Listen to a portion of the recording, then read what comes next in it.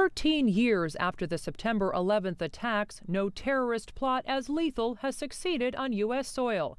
The CIA says that's because of its enhanced interrogation techniques, which many call torture. It also claims they led to the death of September 11th mastermind Osama bin Laden.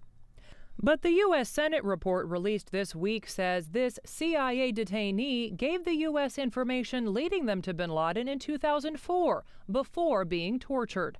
The CIA's response, it says this man was the first to reveal critical bin Laden information a whole year earlier because of torture. The White House says it doesn't matter what information torture may have elicited, the practice cost the nation its moral authority, and that's dangerous. I've been very explicit about how our intelligence gathering needs to conduct itself and have explicitly prohibited these kinds of techniques. Around the world, U.S. embassies beefed up security in anticipation of a global and violent backlash, but it never came. What did come was condemnation.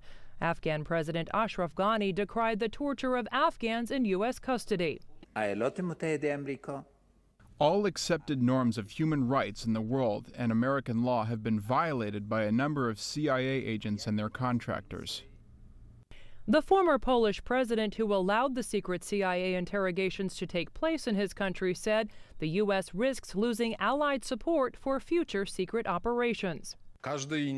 Because in a new situation, every country will be wondering to what extent it can be trusted that some operations, sometimes on the verge of illegality but crucial for security, will be possible to implement. Reaction from China was also swift. We have reviewed the relevant report.